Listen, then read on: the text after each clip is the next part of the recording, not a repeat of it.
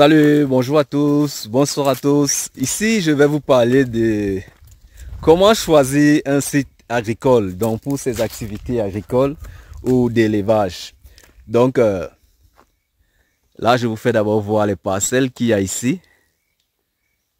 Vous voyez un peu, là, c'est une plantation que nous avons mis ici. Comment choisir un site pour ces projets agricoles? Premièrement, l'accès. L'accès est très important. Vous constatez ici, nous faisons le champ là juste à côté et le véhicule est garé net à côté du champ. Ça veut dire que le jour de la récolte, il suffit que le camion, que ce soit le camion, que ce soit la Dina, puisse entrer et charger les récoltes que nous allons faire ici. Donc c'est l'un des points vraiment qu'il faut regarder lorsque vous achetez un site. Il y a aussi la distance qui joue aussi un très grand rôle. Il ne faut pas que ça soit trop loin. Sinon le transport vous coûtera vraiment cher.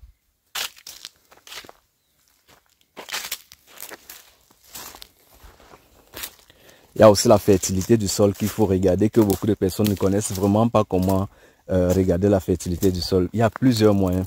Si vous avez assez de moyens, vous pouvez faire venir des ingénieurs, des techniciens sur vos sites pour étudier le sol. Pour étudier le sol et vous dire quelle culture est favorable, comment implémenter, comment le faire. Ou alors, vous pouvez apprendre à reconnaître les différentes herbes qui poussent sur le site, qui vous indiqueront quelle culture vous pouvez mettre et qui soit rentable. Parce que c'est aussi l'un des points que nous apprenons dans le groupe Telegram. Donc si vous venez d'intégrer le groupe Telegram et que vous souhaitez connaître certains points, vous pouvez juste poser vos questions et nous allons vous répondre. Il y a la végétation que vous devez regarder sur le site. Grâce à la végétation, vous pouvez connaître quelle culture peut pousser et vous rapporter gros, quelle culture peut ne pas pousser, ainsi de suite. Donc ce sont des techniques que nous ici en Afrique on utilise. C'est vrai que là-bas chez les Blancs, eux ils ont des appareils qui posent, ils prennent la terre, ils étudient le sol et ils vous disent le sol est acide, le sol est comme ça, est comme ceci, est comme cela. Mais ici nous avons nos techniques pour regarder. Nous savons que s'il y a telle plante qui domine, s'il y a telle herbe qui domine ici, nous savons que c'est telle culture qui peut rapidement être rentable, qui peut pousser favorablement, même si on ne met pas d'engrais, on sait que c'est telle culture qui peut donner ici là. Donc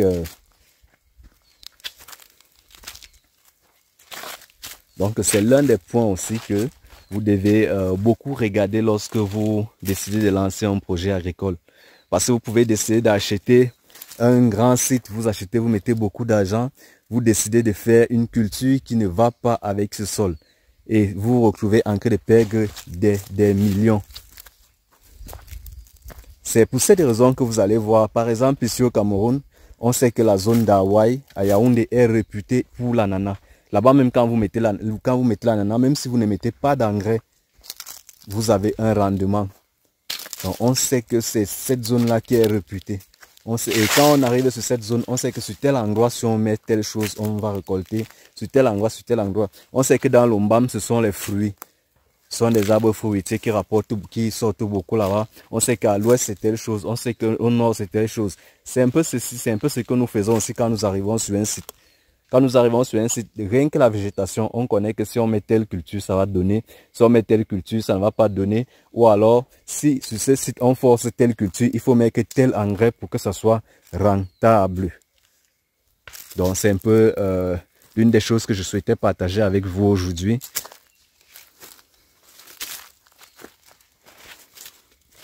Donc, l'accessibilité pour le site agricole est très, très important. Non seulement, quand c'est accessible, la manutention est réduite. Et si la manutention est réduite, ça veut dire que vos bénéfices sont augmentés. Parce que imaginez à un seul moment que le véhicule ne peut pas arriver à ces champs. Nous allons faire des récoltes. Il va falloir recruter des personnes qui vont transporter les récoltes dans des sacs pour arriver à un point précis où le véhicule pourra transporter pour continuer avec. Pourtant, lorsque vous avez l'accessibilité à votre site, vous êtes sûr de faire beaucoup de bénéfices.